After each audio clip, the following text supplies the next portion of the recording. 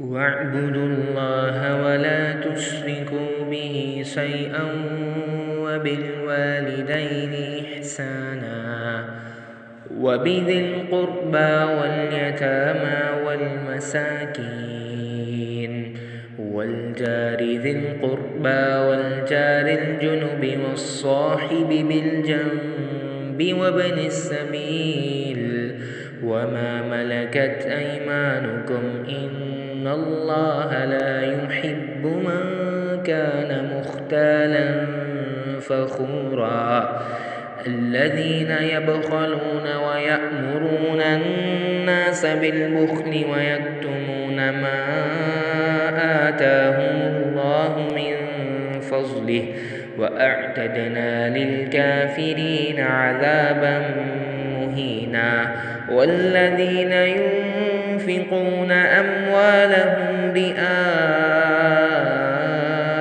الناس ولا يؤمنون بالله ولا باليوم الآخر ومن يكن الشيطان له قرينا فساء قرينا وماذا عليهم لو آمنوا بالله واليوم الآخر وأنفقوا مما رزقهم الله وكان الله بهم عليما إن الله لا يظلم مثقال ذرة وإن تك حسنة يضاعفها ويؤت من لدنه أجرا عظيما فكيف إذا جئنا من كل أمة بشهيد وجئنا بك على هؤلاء شهيدا يومئذ يود الذين كفروا وعصوا الرسول لو تسوى بهم الأرض ولا يكتمون الله حديثا يا أيها الذين آمنوا لا تقربوا الصلاة وأنتم سكارى حتى تعلموا ما تقولون ولا جنبا إلا عابري سبيل حتى تغتسلوا وإن كنتم مرضى أو على سفر أو جاء أحد منكم من الغائط أو لامستم النساء فلم تجدوا ماء فتيمموا صعيدا طيبا فامسحوا بوجوهكم وأيديكم إن الله كان عفوا غفورا ألم تر إلى الذين أوتوا نصيبا من الكتاب يشترون الضلالة ويريدون أن تضلوا السبيل والله أعلم بأعدائكم وكفى بالله وليا وكفى بالله نصيرا من الذين هادوا يحرفون الكلم عن مواضعه ويقولون سمعنا وعصينا واسمع غير مسمع وراعنا ليا بألسنتهم وطعنا في الدين ولو أنهم قالوا سمعنا وأطعنا واسمع وانظرنا لكان خيرا لهم وأقوم ولكن لعنهم الله بكفرهم فلا يؤمنون إلا قليلا يا أيها الذين أوتوا الكتاب آمنوا بما نزلنا مصدقا لما معكم من قبل معكم من قبل أن نطمس وجوها فنردها على أدبارها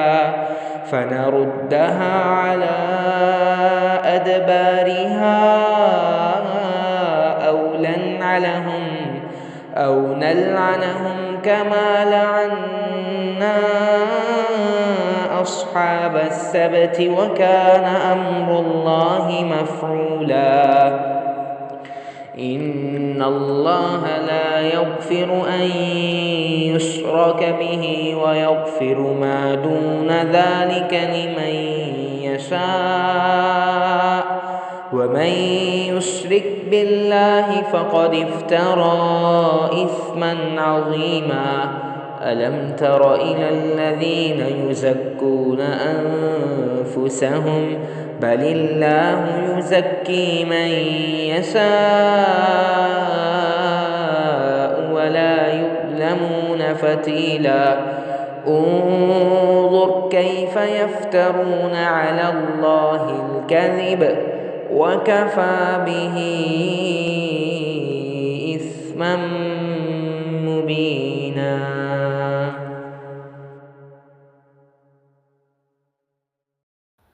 نحمده ونصلي على رسوله الكريم اما بعد فاعوذ بالله من الشیطان الرجیم بسم اللہ الرحمن الرحیم رب اشرح لي صدری ويسر لي امری واحلل عقدۃ من لسانی یفقهوا قولی رب زدنی علما اللہم فقہنا فی الدین. سورۃ النساء آیت نمبر 36 to 50. لفظی ترجمہ: وَاعْبُدُوا اللَّهَ، اور تم عبادت کرو اللہ کی، وَلَا، اور نہ، تُشْرِكُوا، شریک کرو، بِهِ، اس کے ساتھ، شَيْئًا، کسی کو، وَبِالْوَالِدَيْنِ، اور ماں باپ کے ساتھ، احساناً، اچھا سلوک کرو، وَبِذِي الْقُرْبَى، اور قرابت داروں کے ساتھ، والیتامیٰ، اور یتیموں کے ساتھ، والمساکین، اور محتاجوں کے ساتھ، والجاری، اور ہمسائے کے ساتھ، ذی القربیٰ، جو قریب کا ہو، والجاری، اور ہمسایہ، جنوبی، اجنبی، والصاحب بالجنب، اور پاس بیٹھنے والے سے، وابن السبیل، اور مسافر کے ساتھ، وما، اور ان کے ساتھ، ملکت ایمانکم، تمہارے ہاتھ جن کے مالک ہوں، ان اللہ، بے شک اللہ، لا یحب، دوست نہیں رکھتا، من، اس کو جو، کانا ہو، مختالاً، اترانے والا، فخوراً، بڑھ مارنے والا، الذین، وہ لوگ جو، یبخلون، بخل کرتے ہیں، ویأمرون، اور حکم دیتے ہیں، ناسا، لوگوں کو، بالبخل، بخل کا، ویکتمون، اور چھپاتے ہیں، ما، جو، آتاہم اللہ، دیا انہیں اللہ نے، من فضلہ، اپنے فضل سے، وآتدنا، اور ہم نے تیار کر رکھا ہے، للکافرین، کافروں کے لیے، عذاباً، عذاب، مہیناً، ذلت والا، والذین، اور جو لوگ، ینفقون، خرچ کرتے ہیں، اموالہم، اپنے مال، ریا الناس، لوگوں کے دکھانے کو، ولا، اور نہیں، یؤمنون، ایمان لاتے، باللہ، اللہ پر، ولا، اور نہ، بالیوم الآخر، آخرت کے دن پر، ومن، اور وہ، یکونی ہو، الشیطان، شیطان کا، لہو، جس کا، قریناً، ساتھی، فساء، تو برا ہے، قریناً، ساتھی، وماذا، اور کیا تھا، علیہم، ان پر، لو، اگر، آمنوا، وہ ایمان لاتے، باللہ، اللہ پر، والیوم الآخر، اور آخرت کے دن پر، وانفقوا، اور وہ خرچ کرتے، مما اس میں سے جو رزقہم اللہ انہیں دیا اللہ نے، وکانا اور ہے اللہ اللہ بہم ان کو علیماً خوب جاننے والا۔ ان اللہ بے شک اللہ لا یظلم ظلم نہیں کرتا مثقال ذرۃ ذرہ برابر، وَإِنْ اور اگر تکو ہو حسنتاً کوئی نیکی، یضاعفہا کئی گناہ کرتا ہے اس کو، ویؤتی اور دیتا ہے من لدنہ اپنے پاس سے اجراً ثواب عظیماً بڑا۔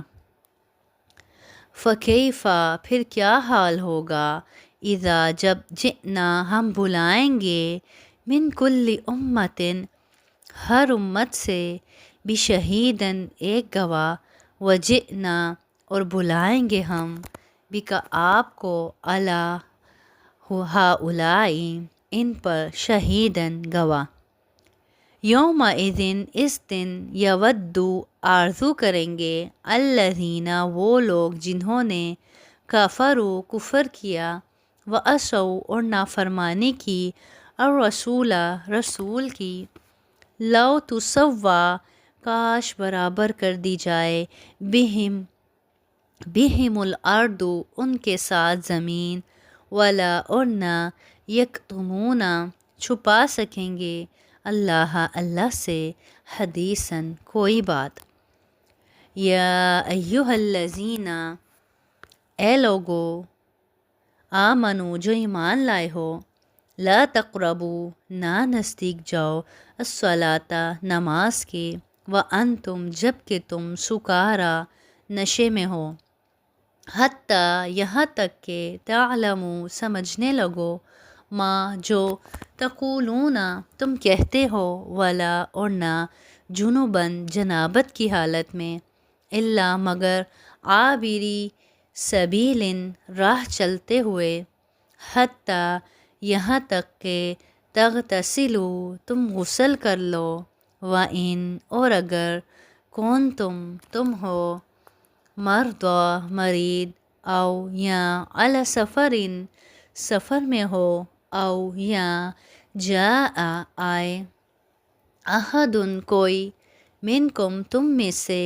من الغائط جائے حاجت سے، او یا لامستم النساء تم پاس گئے ہو عورتوں کے، فلم تجدو پھر تم نے نہ پایا، ماءً پانی، فتیمموا تو تیمم کرو، صعیداً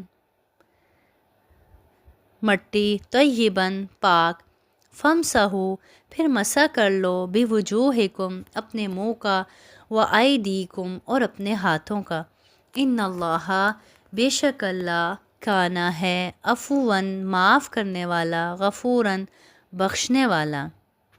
الم ترا کیا تم نے نہیں دیکھا، الی الذین ان لوگوں کو جو اوتو دیا گیا، نصیباً ایک حصہ، من الکتابی کتاب کا، یشترون خریدتے ہیں، الضلالۃ گمراہی، ویریدون اور وہ چاہتے ہیں، ان کہ تضلوا بھٹک جاؤ تم، السبیل راستے سے، واللہ اور اللہ، اعلم خوب جانتا ہے، باعدائکم تمہارے دشمنوں کو، وکفیٰ اور کافی ہے، باللہ اللہ، ولیاً حمایتی، وکفیٰ اور کافی ہے، باللہ اللہ، نصیراً مددگار۔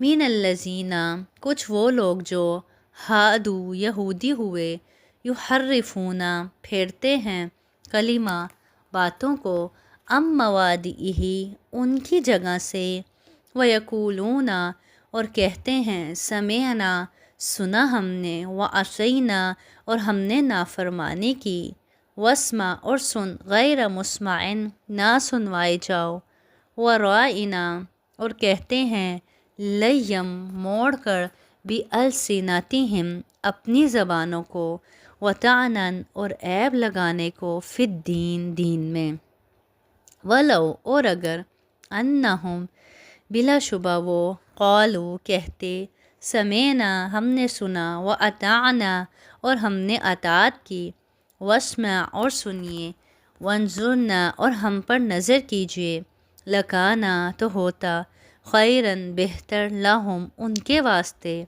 و اکماما اور زیادہ درست، ولیکن اور لیکن، لعنہم اللہ لعنت کی ان پر اللہ نے، بکفرہم ان کے کفر کے سبب، فلا یؤمنون پس ایمان نہیں لاتے، الا مگر قلیلاً بہت کم، یا ایہا الذین اے وہ لوگو، اوتوا الکتاب جو دیے گئے ہو کتاب، آمینو ایمان لاؤ، بما اس پر جو، نزلنا ہم نے نازل کیا، مصدقاً تصدیق کرنے والا، لما اس کی جو، معکم تمہارے پاس ہے، من قبلی اس سے پہلے، ان نطمسا کہ ہم مٹا دیں، وجوہاً بہت سے چہروں کو، فنردہا پھر الٹ دیں ان کو، علی ادبارہا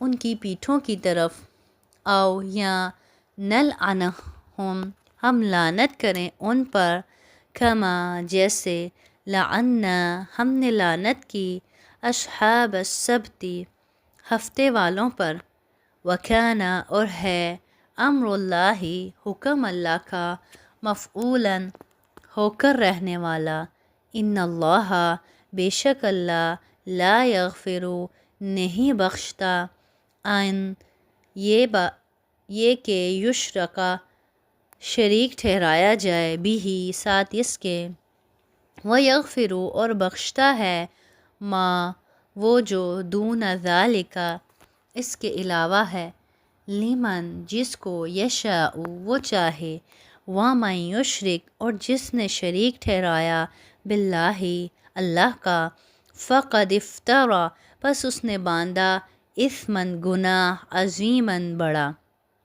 الم ترا کیا تم نے نہیں دیکھا، الی الذین ان لوگوں کو جو، یزکون انفسہم پاکیزہ کہتے ہیں اپنے آپ کو، بل اللہ بلکہ اللہ، یزکی پاکیزہ کرتا ہے، من یشاء جسے چاہتا ہے، ولا اور نہ، یظلمون ان پر ظلم ہوگا، فتیلاً دھاگے برابر، انظر دیکھو، کیفا کیسا، یفترون باندھتے ہیں، علی اللہ اللہ پر، کذب جھوٹ، وکفا اور کافی ہے، بھی یہی، اسماً گناہ، مبیناً صریح۔ تفسیر، وَاعْبُدُوا اللَّهَ وَلَا تُشْرِكُوا بِهِ شَيْئًا وَبِالْوَالِدَيْنِ إِحْسَانًا وَبِذِي الْقُرْبَى وَالْيَتَامَى وَالْمَسَاكِينِ وَالْجَارِ ذِي الْقُرْبَى وَالْجَارِ الْجُنُبِ وَالصَّاحِبِ بِالْجَنبِ وَابْنِ السَّبِيلِ وَمَا مَلَكَتْ أَيْمَانُكُمْ إِنَّ اللَّهَ لَا يُحِبُّ مَنْ كَانَ مُخْتَالًا فَخُورًا۔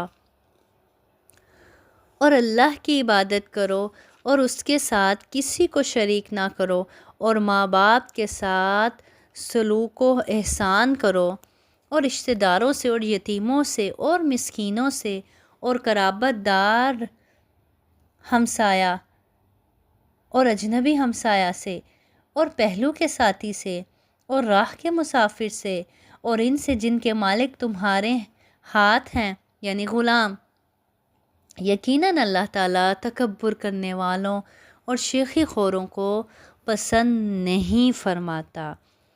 اس آیت میں اللہ رب العزت کیا حکم دے رہے ہیں کہ اللہ کی عبادت کرو اور اس کے ساتھ کسی کو شریک نہ ٹھہراؤ، صرف اور صرف ایک اللہ کو ہی اپنا رب مانو اور اس کے ساتھ کسی دوسرے کو شریک نہ ٹھہراؤ۔ حدیث میں آتا ہے، سیدنا معاذ بن جبل رضی اللہ عنہ بیان کرتے ہیں کہ رسول صلی اللہ علیہ وسلم نے ان سے فرمایا، کیا تم جانتے ہو کہ اللہ کا بندوں پر کیا حق ہے؟ انہوں نے عرض کی، اللہ اور اس کا رسول زیادہ بہتر جانتے ہیں۔ آپ نے فرمایا یہ کہ وہ اسی کی عبادت کریں اور اس کے ساتھ کسی کو شریک نہ بنائیں۔ پھر آپ نے دریافت فرمایا کیا تم جانتے ہو جب بندے ایسا کریں تو پھر بندوں کا اللہ پر کیا حق ہے؟ انہوں نے عرض کی اللہ اور اس کے رسول ہی بہتر جانتے ہیں۔ آپ سے سب نے فرمایا یہ کہ وہ انہیں عذاب نہ دے۔ پیدا کرنے والا کون؟ اللہ رب العزت۔ رازق کون؟ اللہ رب العزت۔ تمام ضروریات پوری کرنے والا کون؟ اللہ رب العزت۔ کائنات کو ہمارے لیے سجانے والا کون؟ اللہ رب العزت۔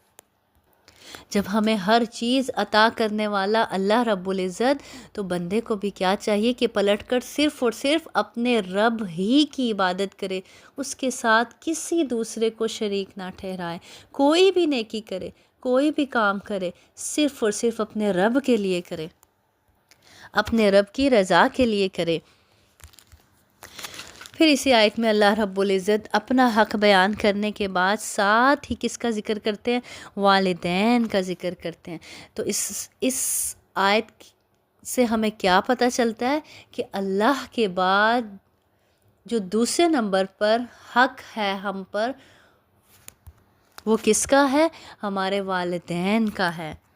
کہ اللہ کے بعد جو سب سے زیادہ احسانات ہیں ہم پر ہمارے والدین کے ہیں۔ اس لیے اللہ رب العزت جہاں اپنے حق کی بات کرتے ہیں اپنے بعد فوراً والدین کا ذکر کرتے ہیں، اور ماں باپ کے ساتھ کیا کرو؟ حسن سلوک کرو، احسان والا معاملہ کرو۔ اسی طرح سورۃ لقمان میں بھی اللہ رب العزت فرماتے ہیں وَوَصَّيْنَا الْإِنسَانَ بِوَالِدَيْهِ حَمَلَتْهُ أُمُّهُ وَهْنًا عَلَى وَهْنٍ وَفِصَالُهُ فِي عَامَيْنِ أَنِ اشْكُرْ لِي وَلِوَالِدَيْكَ إِلَيَّ الْمَصِيرُ۔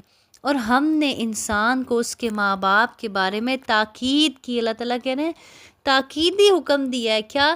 کہ اس کی ماں نے کمزوری پر کمزوری کی حالت میں اسے اٹھائے رکھا، اور اس کا دودھ چھڑانا 2 سال میں ہے۔ اب کیا کہ وہ میرا شکر ادا کرے اور اپنے ماں باپ کا میری ہی طرف لوٹ کر آنا ہے۔ اس آیت میں بھی اللہ رب العزت نے اپنے شکر کے ساتھ ہی کس کا شکر ادا کرنے کا حکم دیا؟ والدین کا۔ تو سب سے پہلے ہم پر کس کا حق ہے؟ اللہ رب العزت کا۔ اس کے بعد کس کا؟ والدین کا۔ لیکن سب سے اوپر درجہ کس کا ہے؟ اللہ رب العزت کا۔ یہی والدین جن کے ساتھ اللہ رب العزت حسن سلوک کا حکم دے رہے ہیں، جن کے لیے اللہ رب العزت بیان فرما رہے ہیں کہ میرا شکر ادا کرو اور اپنے والدین کا شکر ادا کرو۔ لیکن اگر یہی والدین اولاد کو اللہ کی نافرمانی کا حکم دیں گے تو پھر والدین کی بات نہیں مانی جائے گی۔ تو پہلے نمبر پر کس کا حق ہے؟ اللہ کا حق ہے کہ اس کے ساتھ کسی کو شریک نہ ٹھہرایا جائے۔ جو بھی کام کیا جائے، جو بھی نیکی کی جائے، خالصتاً اللہ کی رضا کے لیے کی جائے، اللہ کو دکھانے کے لیے کی جائے، اللہ کی خوشنودی کے لیے کی جائے۔ کیونکہ حدیث میں آتا ہے جو دکھانے کے لیے عمل کرے گا تو قیامت کے دن اللہ پاک سب کو دکھائے گا کہ یہ وہ اعمال تھے جو اس نے لوگوں کو دکھانے کے لیے کیے تھے۔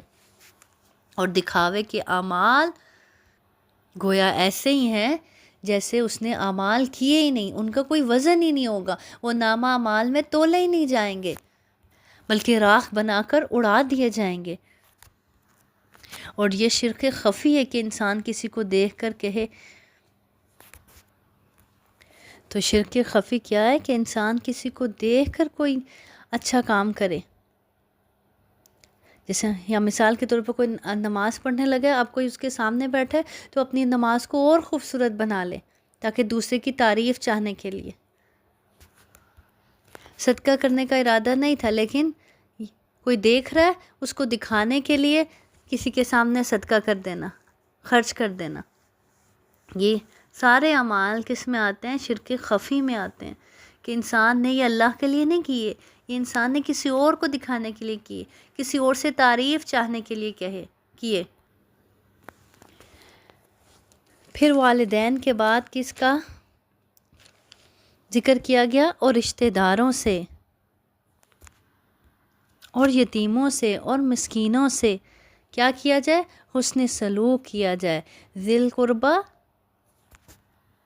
یعنی قریبی رشتہ دار، خون کے رشتہ دار اور یتیموں سے اور مسکینوں سے حسن سلوک کیا جائے.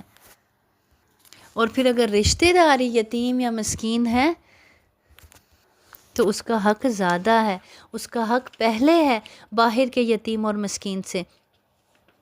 آپ سے سب نے فرمایا مسکین پر صدقہ صرف صدقہ ہے، جبکہ رشتہ دار پر صدقہ بھی ہے اور صلہ رحمی بھی ہے. اسی طرح حدیث میں آتا ہے آپ سے سب نے فرمایا میں اور یتیم کی کفالت کرنے والا جنت میں اس طرح ہوں گے. آپ نے اپنی دونوں انگلیوں میں یعنی شہادت اور درمیانی انگلی کو ملا کر بتایا کہ وہ جنت میں یوں میرے ساتھ ہوگا جیسے یہ دو انگلیاں ایک ساتھ ہیں. اب مسکین کون ہے؟ حدیث میں آتا ہے مسکین وہ نہیں جو لوگوں کے ہاں چکر کاٹتا رہتا ہے اور ایک یا دو لقمے اور ایک یا دو کھجور لے کر واپس چلا جاتا ہے. یعنی وہ فقیر نہیں ہوتا، بلکہ مسکین تو وہ ہے جو اتنا مال نہیں پاتا جس سے اپنی بنیادی ضروریات کو پورا کر سکے، اور نہ کسی کو اس کا حال معلوم ہوتا ہے کہ کوئی اسے صدقہ دے، اور نہ وہ کھڑے ہو کر لوگوں سے سوال کرتا ہے. یعنی وہ اپنی حالت کو لوگوں پر ظاہر نہیں ہونے دیتا، اپنے آپ کو پردے میں رکھتا ہے. اور انہی لوگوں کے بارے میں اللہ تعالیٰ فرماتے ہیں نا کہ تم ان کے چہروں سے انہیں پہچانو گے. اب وہ سوال نہیں کرتے، اپنی حالت بھی ظاہر نہیں کرتے، تو اس لیے اکثر ایسے لوگ محروم رہ جاتے ہیں. محروم کس سے؟ یعنی مانگنے والے تو مانگ کر اپنا حق لے جاتے ہیں، اور اپنے حال کھول کھول کر بیان کرنے والے بھی دوسروں کی ہمدردیاں سمیٹ کر لے جاتے ہیں. تو اس لیے ایسے لوگوں کا خاص ذکر کیا گیا کہ ان لوگوں کو تلاش کرو. یہ لوگ مانگتے نہیں ہیں، یہ سوال نہیں کرتے، یہ اپنی حالت کھول کر نہیں بیان کرتے، اپنی حالت کو دوسروں پر ظاہر نہیں کرتے. اس لیے ایسے لوگوں کو تلاش کیا کرو اور ان کا حق ان تک پہنچایا کرو.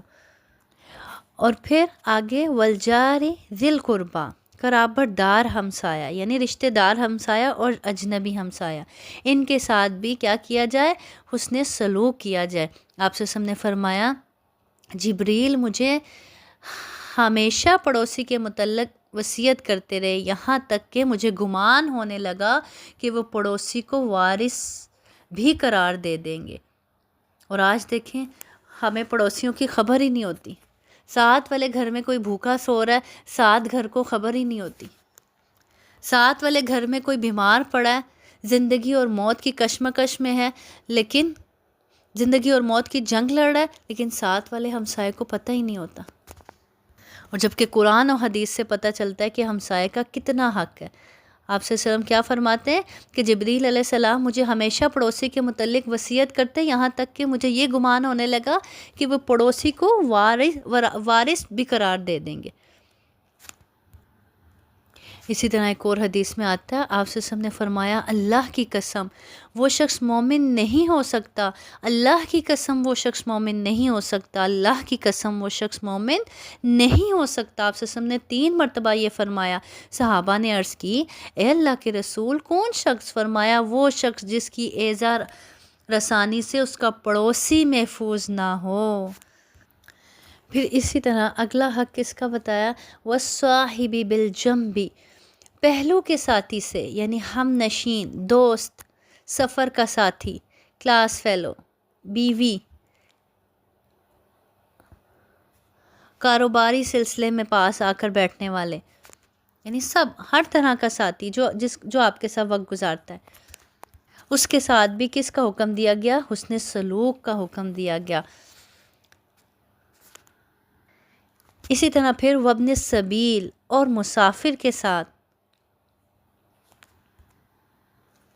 حدیث میں آتا ہے آپ وسلم نے فرمایا 3 آدمی ایسے ہیں جن کی طرف اللہ تعالیٰ قیامت کے دن نہ نظر رحمت کرے گا نہ انہیں پاک کرے گا بلکہ انہیں دردناک عذاب دے گا. ان میں سے ایک وہ شخص جس کے پاس راستے میں فاضل پانی ہو، پھر وہ مسافر کو پانی نہ دے.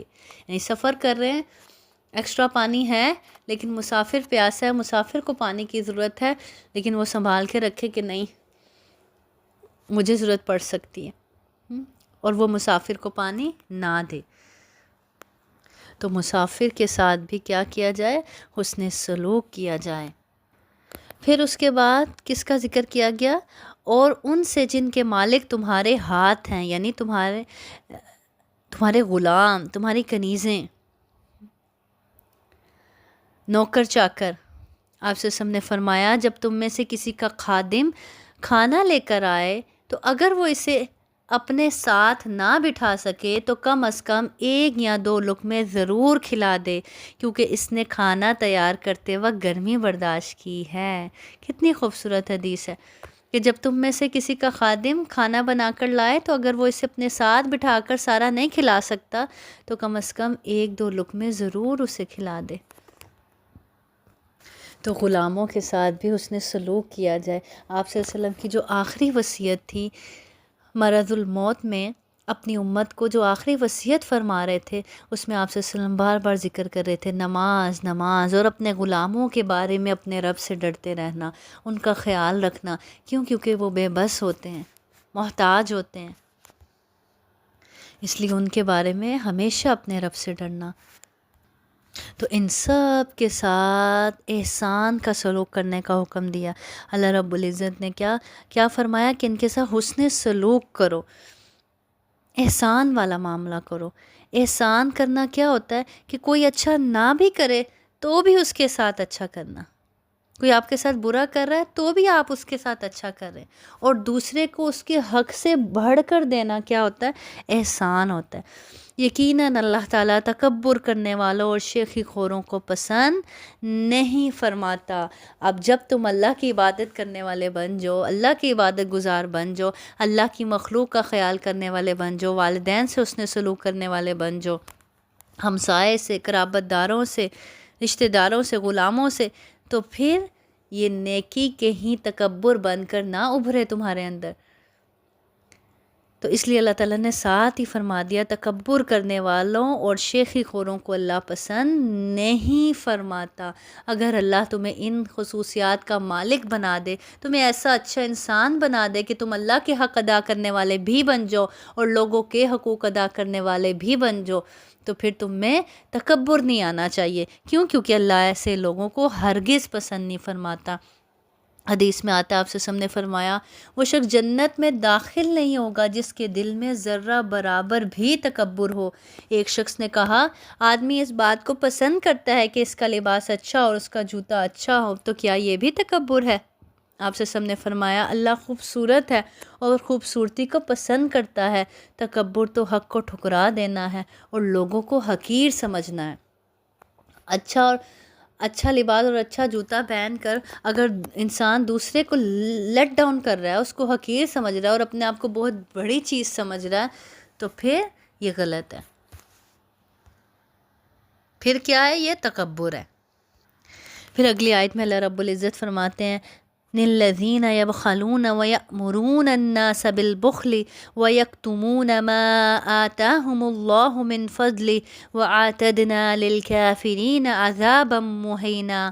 جو لوگ خود بخیلی کرتے ہیں اور دوسروں کو بھی بخیلی کرنے کا کہتے ہیں، یعنی خود تو ہیں ہی بخیل کنجوس، لیکن دوسروں کو بھی بخیل بننے کا کہتے ہیں، اور اللہ تعالیٰ نے جو اپنا فضل انہیں دے رکھا ہے اسے چھپا لیتے ہیں۔ کیوں چھپا لیتے ہیں؟ تاکہ دوسرے لوگ ان سے مانگ نہ لیں یا دیکھ کر لوگوں میں بانٹنا نہ پڑ جائے، کسی کو کچھ دینا نہ پڑ جائے، اپنی چیزوں کو چھپا لیتے ہیں۔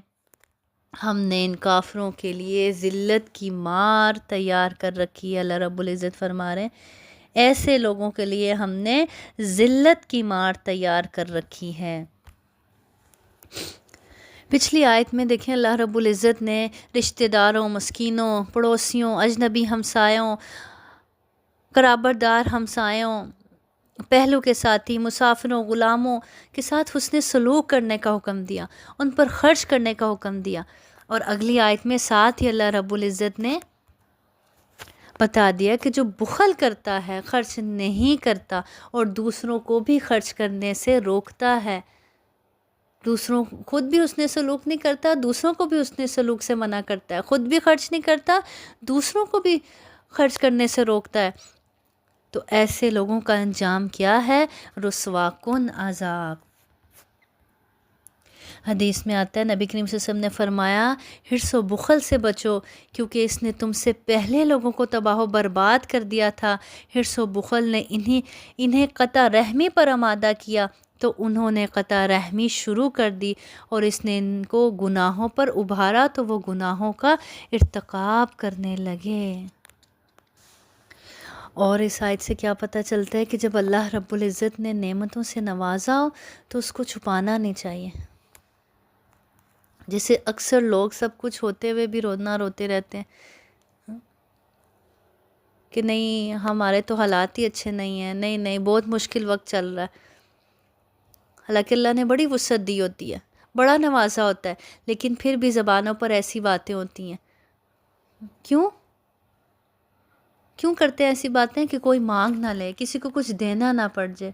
حدیث میں آتا آپ سے نے فرمایا یقیناً اللہ تعالیٰ جب کسی بندے کو نعمت سے نوازے تو وہ اس بات کو پسند کرتا ہے کہ وہ بندے پر اپنی نعمت کے آثار بھی دیکھے۔ پھر اگلی آیت میں اللہ رب العزت فرماتے ہیں والذین ينفقون اموالهم رئاء الناس ولا يؤمنون بالله ولا باليوم الآخر ومن يكن الشیطان له قرینا فساء قرینا، اور جو لوگ اپنے مال لوگوں کے دکھاوے کے لیے خرچ کرتے ہیں اور اللہ پر اور قیامت کے دن پر ایمان نہیں رکھتے، اور جس کا ہم نشین اور ساتھی شیطان ہو تو وہ بدترین ساتھی ہے، بدترین دوست ہے۔ اس آیت میں اللہ رب العزت منافقین کا حال بیان کریں کہ جو لوگوں کے دکھلاوے کے لیے خرچ کرتے ہیں، ان کا ساتھی کون ہے؟ شیطان ہے، جو انہیں کفر پر اکساتا ہے، اس لیے وہ اللہ اور یوم آخرت پر ایمان نہیں لاتے اور نہ اللہ کے لیے خرچ کرتے ہیں، صرف اس لیے خرچ کرتے ہیں کہ لوگ ان کی تعریف کریں، لوگوں کے ہاں ان کی واہ واہ ہو۔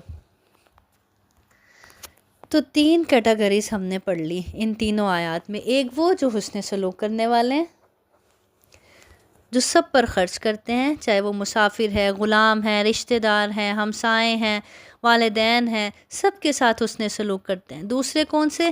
بخل کرنے والے، کنجوس لوگ جو خرچ نہیں کرتے اور اپنی نعمتوں کو چھپا لیتے ہیں، پردے میں رکھتے ہیں کہ کہیں کوئی دیکھ کر ہم سے مانگ نہ لے، یا کوئی دیکھ لے تو ہمیں اس کو بھی دینا نہ پڑ جائے۔ اور تیسرے کون سے؟ منافق، جو خرچ کرتے ہیں کس لیے؟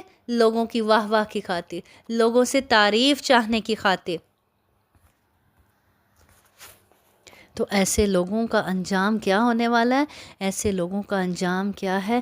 جہنم ہے۔ سیدنا ابو ہریرہ رضی اللہ عنہ سے حدیث ہے کہ ایک دفعہ رسول صلی اللہ علیہ وسلم نے ان افراد کا ذکر کیا جن کا قیامت کے دن سب سے پہلے فیصلہ ہوگا، وہ عالم، وہ غازی اور سخی ہوں گے جنہوں نے محض ریاکاری کے لیے اپنے اعمال سر انجام دیے تھے۔ سخی جو صرف اس لیے خرچ کرتا تھا کہ لوگ اس کو سخی کہیں، عالم جو صرف اس لیے پڑھتا پڑھاتا تھا کہ لوگ اس کو عالم کہیں، غازی کہ جو صرف اس لیے جنگیں لڑتا تھا کہ لوگ اس کو غازی کہیں۔ تو وہ شخص جس کو اللہ تعالیٰ نے مال سے نوازا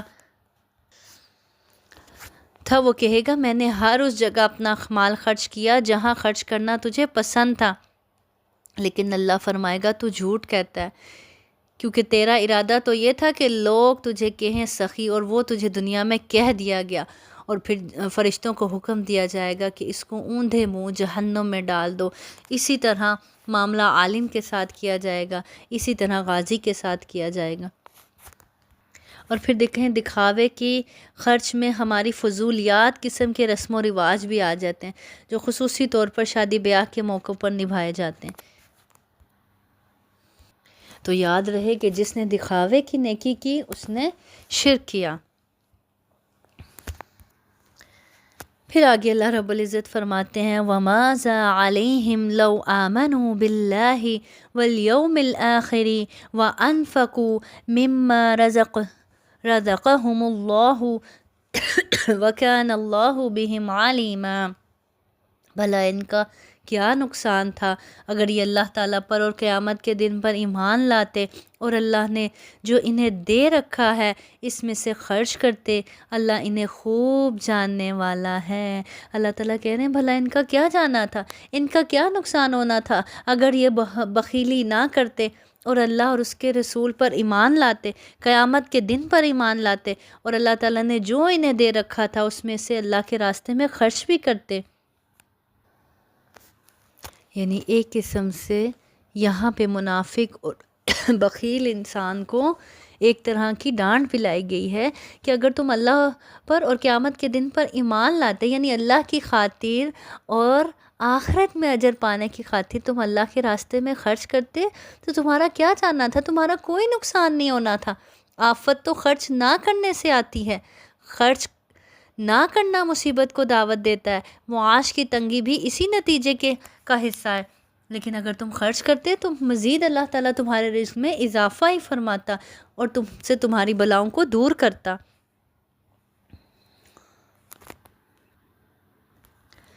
ان اللہ لا یظلم مثقال ذرہ وَإِن تَكُ حَسَنَةٌ يُضَاعِفْهَا وَيُؤْتِ مِن لَّدُنْهُ أَجْرًا عَظِيمًا۔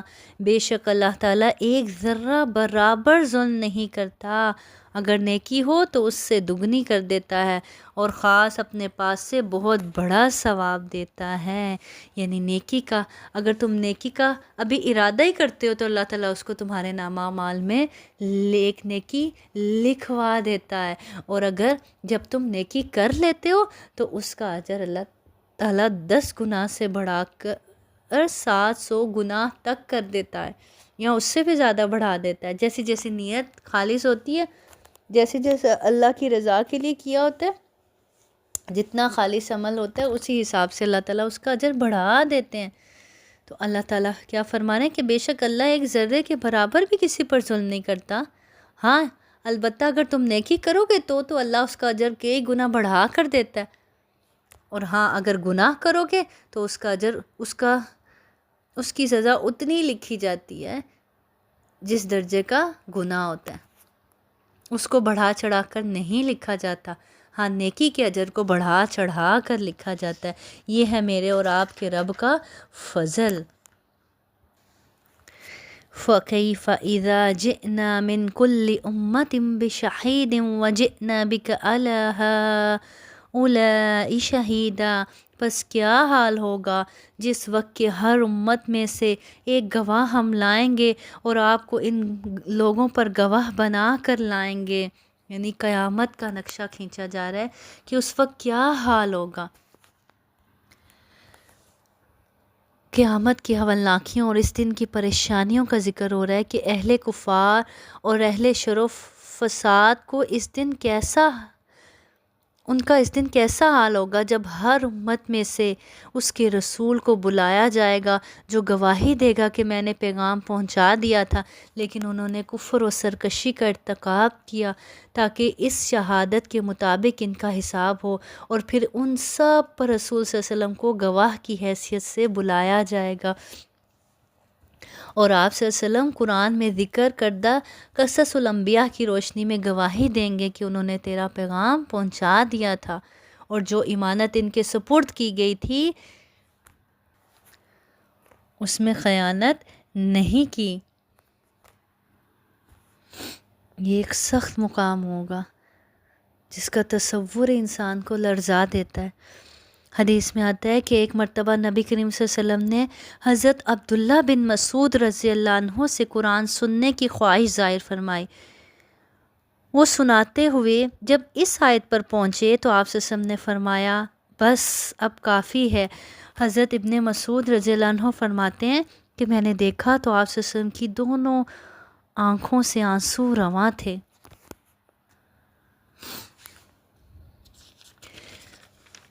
یومئذ یود الذین کفروا وعصوا الرسول لو تسوی بہم الارض ولا یکتمون اللہ حدیثا، جس روز کافر اور رسول کے نافرمان آرزو کریں گے کہ کاش انہیں زمین کے ساتھ ہموار کر دیا جاتا اور اللہ تعالیٰ سے کوئی بات نہ چھپا سکیں گے۔ یہاں قیامت کی ہولناکی کی ایک اور مثال بیان کی گئی کہ اس دن اہل کفار اور رسول صلی اللہ علیہ وسلم کی نافرمانی کرنے والے کیا تمنا کریں گے کہ کاش انہیں مٹی بنا کر زمین میں ملیا میٹ کر دیا جاتا تاکہ حساب نہ دینا پڑتا اور جہنم میں نہ ڈالے جاتے، اور اس دن ان کا حال یہ ہوگا کہ وہ اللہ سے کوئی بات نہ چھپا سکیں گے۔ دنیا میں تو انسان چھپا لیتا ہے نا، لوگوں سے چھپا لیتا ہے، لیکن اس بات کو بھول جاتا ہے کہ دنیا میں بھی جو وہ کام کرتا ہے وہ اپنے رب سے نہیں چھپا سکتا۔ ان کا انگ انگ بولے گا اور ان کے خلاف گواہی دے گا، ان کے جسم کا پور پور بول کر ان کے ہی خلاف گواہی دے گا۔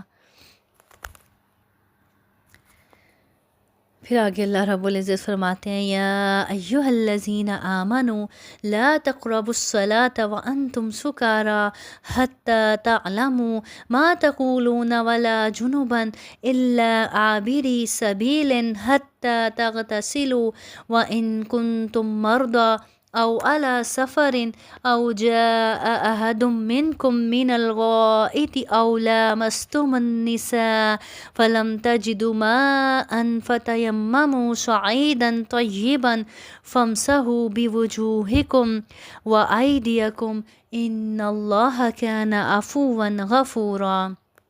اے ایمان والو، جب تم نشے میں مست ہو نماز کے قریب بھی نہ جاؤ جب تک کہ اپنی بات کو سمجھنے نہ لگو۔ یہ حکم اس وقت دیا گیا تھا جب ابھی شراب کی حرمت نازل نہیں ہوئی تھی، چنانچہ ایک دعوت میں شراب نوشی کے بعد جب نماز کے لیے کھڑے ہوئے تو نشے میں قرآن کے الفاظ بھی امام صاحب غلط پڑھ گئے، جس پر یہ آیت نازل ہوئی کہ نشے کی حالت میں نماز مت پڑھا کرو۔ گویا اس وقت صرف نماز کے وقت کے قریب شراب نوشی سے منع کیا گیا، بالکل ممانعت اور حرمت کا حکم اس کے بعد نازل ہوا، اور یہ شراب کی بابت دوسرا حکم ہے جو مشروط ہے۔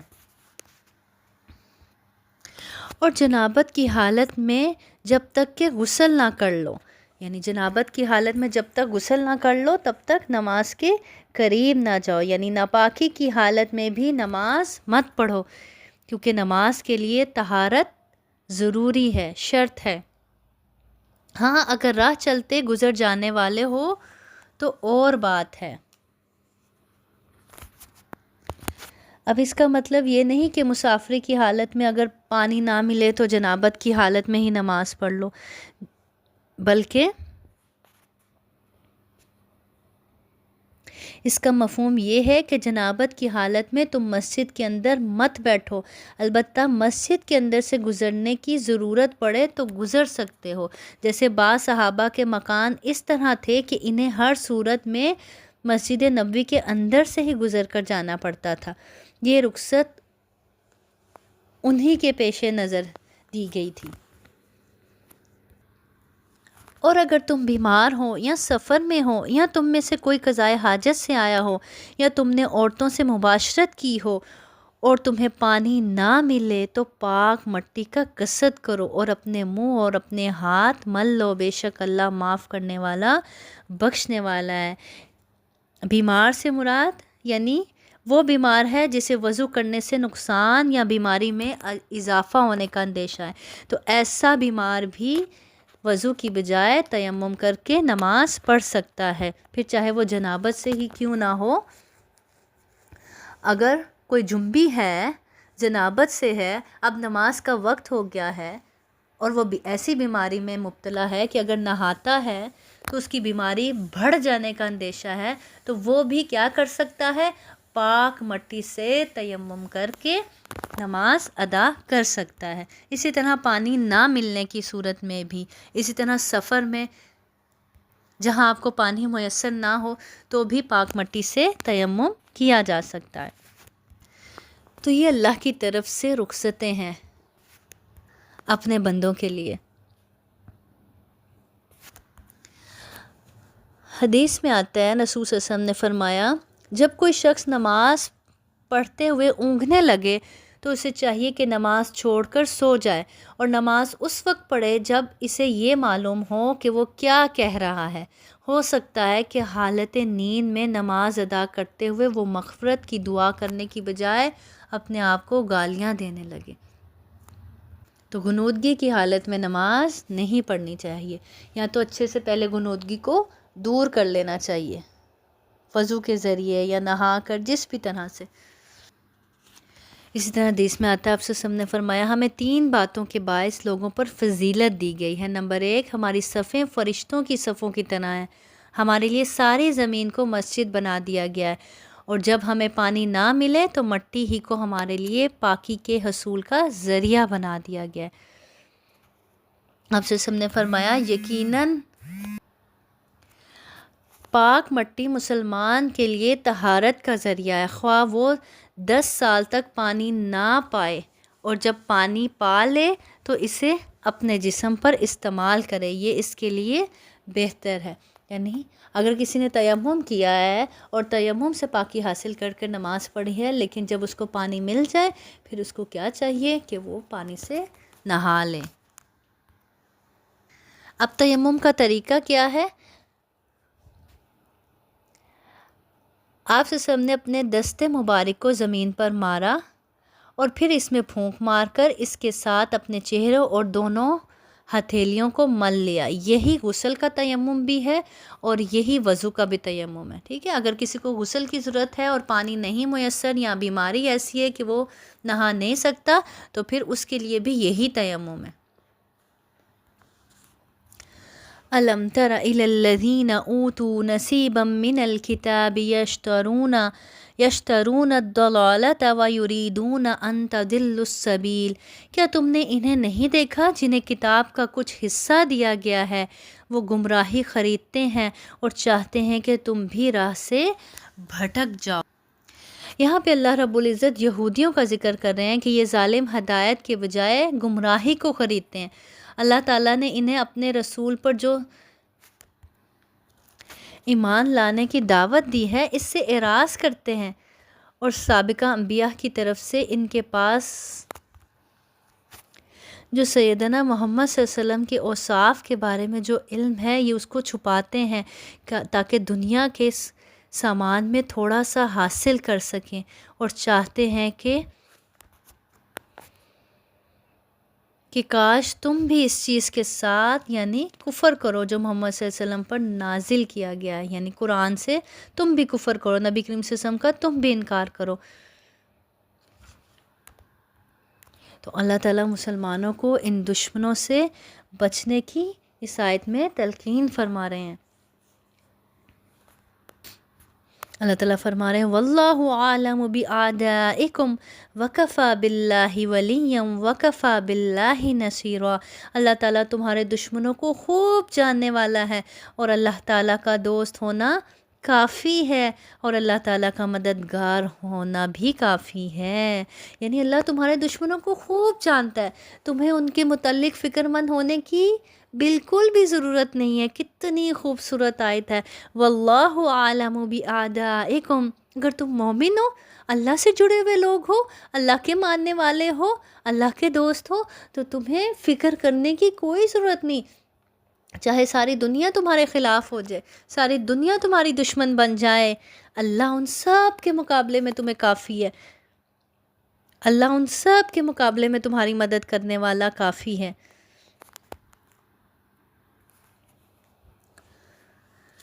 پھر آگے اللہ تعالیٰ فرماتے ہیں من الذین حادوا یحرفون الکلم عن مواضعہ ویقولون سمعنا وعصینا واسمع غیر مسمع وراعنا لیا بألسنتهم وطعنا في الدين ولو أنهم قالوا سمعنا وأطعنا واسمع وانظرنا لكان خيرا لهم وأقوم ولكن لعنهم الله بكفرهم فلا يؤمنون إلا قليلا۔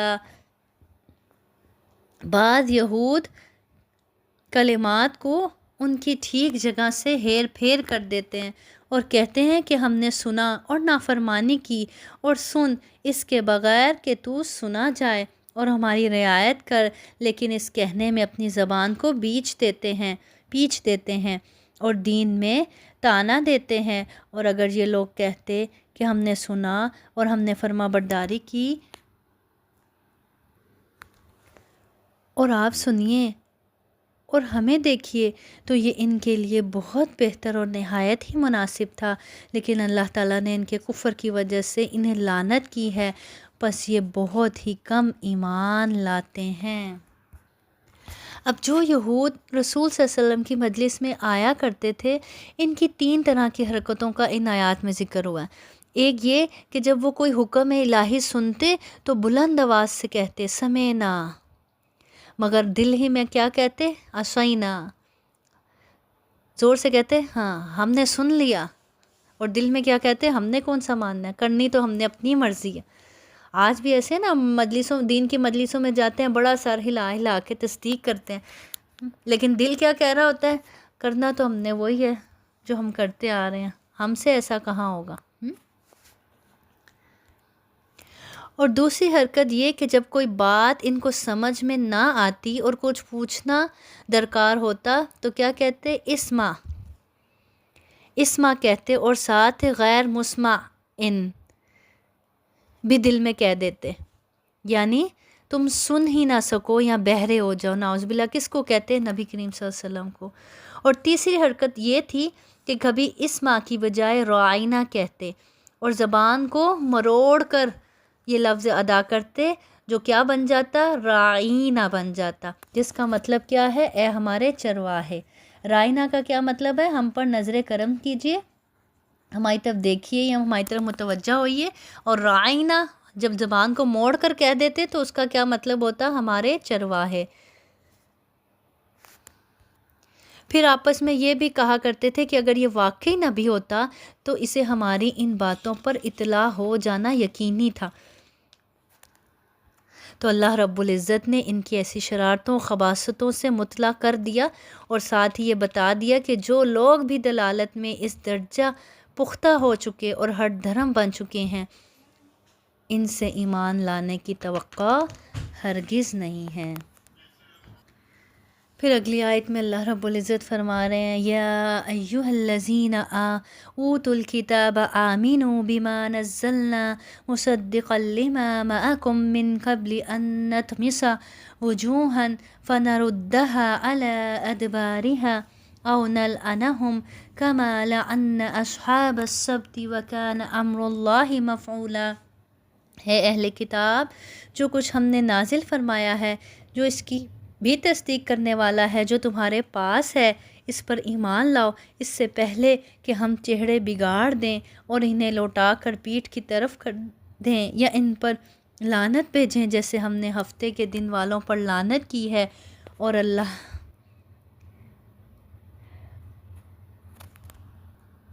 اور ہے اللہ تعالیٰ کا کام کیا گیا، یعنی وکان امر اللہ مفعولا، اور اللہ کا کام ہو کر رہنے والا ہے۔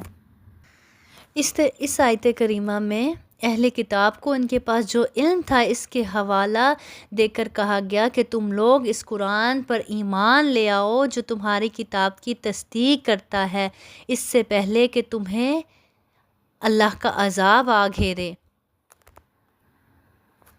اور ہم تمہارے چہروں کو بگاڑ دیں اور انہیں تمہاری پیٹھ کی طرف کر دیں یا ان پر لعنت بھیج کر چہروں کو مکمل طور پر بدل دیں، جیسا کہ ہم نے ہفتے کے دن والوں کے چہروں کو مس کر کے بندر بنا دیا تھا۔ سیدنا عبداللہ بن مسعود رضی اللہ عنہ بیان کرتے ہیں کہ نبی کریم صلی اللہ علیہ وسلم نے فرمایا قیامت سے پہلے انسانوں کی صورتیں بدلیں گی اور زمین میں دھنسیں گے اور ان پر پتھر برسیں گے۔ ایک اور حدیث میں آتا ہے، سیدنا سہل بن سعد بیان کرتے ہیں کہ انہوں نے نبی کریم صلی اللہ علیہ وسلم کو فرماتے ہوئے سنا، میری امت کے آخر میں یعنی قیامت کے نزدیک زمین میں دھنسنے، صورتیں بگڑ جانے اور پتھر برسنے کے واقعات ہوں گے۔ تو ہمیں اللہ سے ڈرنا چاہیے، اللہ کی نافرمانی کرنے سے ڈرنا چاہیے۔ ان اللہ لا یغفر ان یشرک بہ ویغفر ما دون ذلک لمن یشاء ومن یشرک باللہ فقد افتری اثما عظیما۔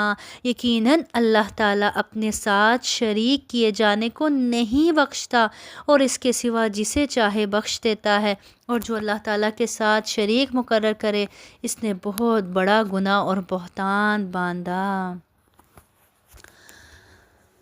تو پیچھے بھی کیا ذکر کیا گیا، اللہ کی عبادت کرو اور اس کے ساتھ کسی کو شریک نہ ٹھہراؤ۔ یہاں بھی اللہ تعالیٰ کیا فرما رہے ہیں کہ یقیناً اللہ تعالیٰ اپنے ساتھ شرک کو معاف نہیں کرے گا۔ اگر تم نے اس کے ساتھ شرک کیا تو اللہ یہ گناہ تمہارا نہیں معاف کرے گا، اس کے سوا جو چاہے معاف کر دیں۔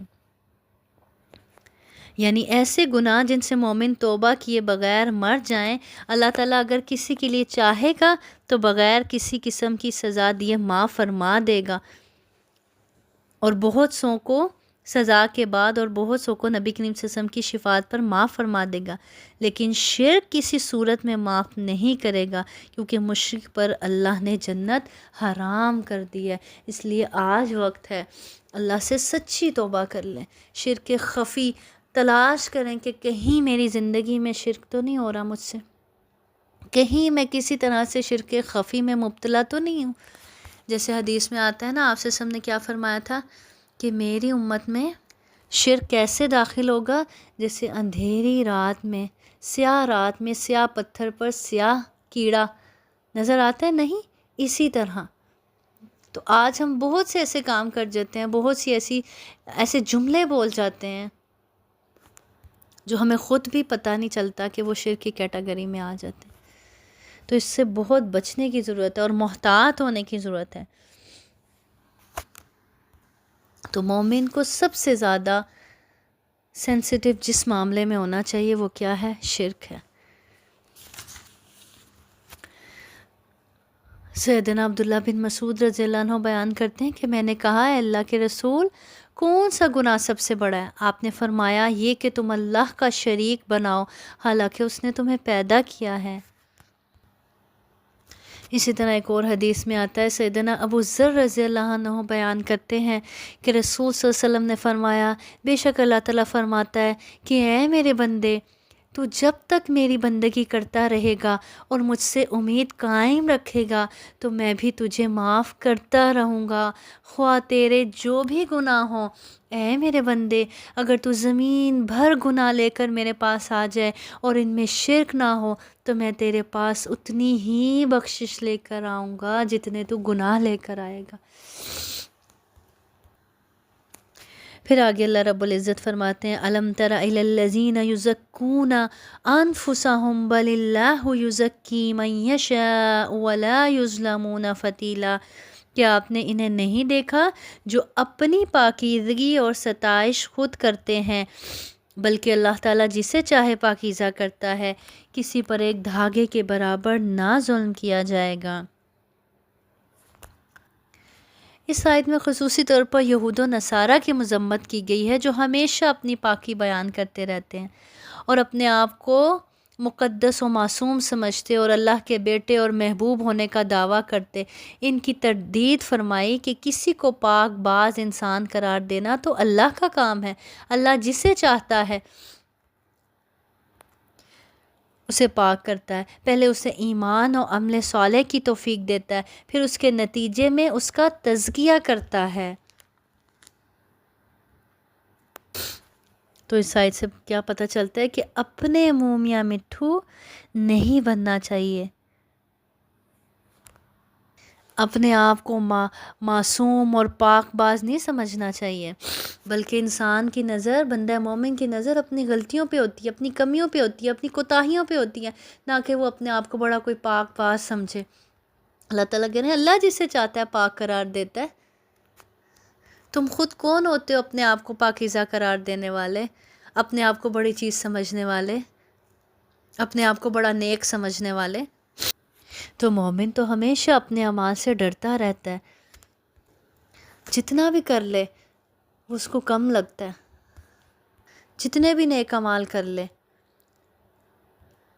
وہ بھی اس کو کم لگتے ہیں، اور اس میں بھی وہ یہ سوچتا ہے کہ پتہ نہیں میرے رب نے قبول کیا ہے کہ نہیں قبول کیا، پتہ نہیں میرے رب نے مجھے معاف کیا ہے کہ نہیں کیا۔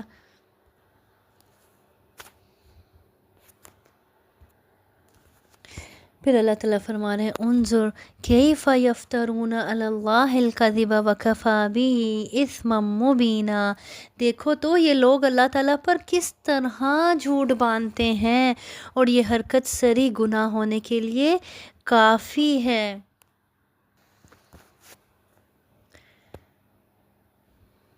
یعنی یہ جو اپنے آپ کو بڑی چیز سمجھتے ہیں، اپنے آپ کو پاک باز سمجھتے ہیں، اپنے آپ کو اللہ کا چہیتا قرار دیتے ہیں، تو اللہ تعالیٰ کہنے دیکھو تو کتنی جرت سے یہ لوگ اللہ تعالیٰ پر کس طرح سے جھوٹ باندھتے ہیں، اور یہ حرکتیں سری گناہ کے لیے کافی ہیں۔ وآخر دعوانا ان الحمد للہ رب العالمین، سبحان ربک رب العزت عما یصفون وسلام علی المرسلین والحمد للہ رب العالمین والحمد للہ رب العالمین، سبحانک اللہم وبحمدک اشہد ان لا الہ الا انت استغفرک واتوب الیک۔ اللہ سے دعا ہے کہ اللہ تعالیٰ ہمیں مرتے دم تک شرک سے محفوظ رکھے، شرک سے بچا کے رکھے، اور اللہ تعالیٰ ہمیں اخلاص کے ساتھ اپنی عبادت کرنے کی توفیق عطا فرمائے، اور اللہ رب العزت ہمیں توفیق دے کہ ہم احسن طریقے سے حقوق العباد بھی نبھا سکیں، حقوق اللہ کے ساتھ ساتھ۔ اللہ تعالیٰ ہمیں اپنے راستے میں اپنی مخلوق پر خرچ کرنے والا بنائے۔ اللہ تعالیٰ ہمارے دلوں کے بخل، دلوں کی تنگی کو دور فرما دے۔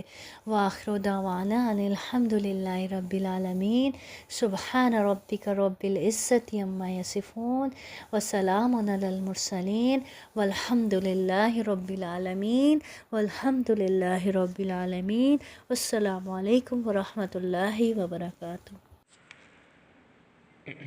واعبدوا الله ولا تشركوا به شيئا وبالوالدين إحسانا وبذي القربى واليتامى والمساكين والجار ذي القربى والجار الجنب والصاحب بالجنب وابن السبيل وما ملكت أيمانكم إن الله لا يحب من كان مختالا فخورا الذين يبخلون ويأمرون الناس بالبخل ويكتمون ما آتاهم الله من فضله وأعتدنا للكافرين عذابا مهينا والذين ينفقون أموالهم رئاء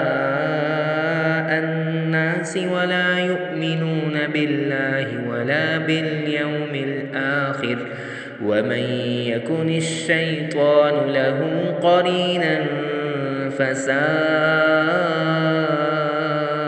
قرينا وماذا عليهم لو آمنوا بالله واليوم الآخر وأنفقوا مما رزقهم الله وكان الله بهم عليما إن الله لا يظلم مثقال ذرة وإن تك حسنة يضاعفها ويؤت من لدنه أجرا عظيما فكيف إذا جئنا من كل أمة بشهيد وجئنا بك على هؤلاء شهيدا يومئذ يود الذين كفروا وعصوا الرسول لو تسوى بهم الأرض ولا يكتمون الله حديثا يا أيها الذين آمنوا لا تقربوا الصلاة وأنتم سكارى حتى تعلموا ما تقولون ولا جنبا إلا عابري سبيل حتى تغتسلوا وإن كنتم مرضى أو على سفر أو جاء أحد منكم من الغائط أو لامستم النساء فلم تجدوا ماء فتيمموا صعيدا طيبا فامسحوا بوجوهكم وأيديكم إن الله كان عفوا غفورا ألم تر إلى الذين أوتوا نصيبا من الكتاب يشترون الضلالة ويريدون أن تضلوا السبيل والله أعلم بأعدائكم وكفى بالله وليا وكفى بالله نصيرا من الذين هادوا يحرفون الكلم عن مواضعه ويقولون سمعنا وعصينا واسمع غير مسمع وراعنا ليا بألسنتهم وطعنا في الدين ولو أنهم قالوا سمعنا وأطعنا واسمع وانظرنا لكان خيرا لهم وأقوم ولكن لعنهم الله بكفرهم فلا يؤمنون إلا قليلا يا أيها الذين أوتوا الكتاب آمنوا بما نزلنا مصدقا لما معكم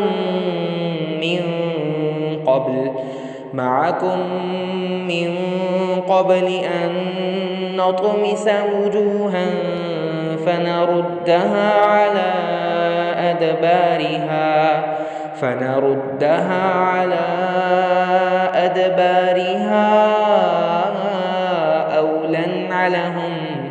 أو نلعنهم كما لعنا أصحاب السبت وكان أمر الله مفعولا إن الله لا يغفر أن يشرك به ويغفر ما دون ذلك لمن يشاء ومن يشرك بالله فقد افترى إثما عظيما ألم تر إلى الذين يزكون أنفسهم بل الله يزكي من يشاء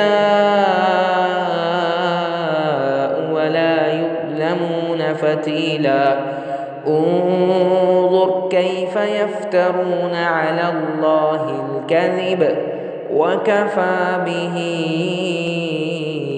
إثما مبينا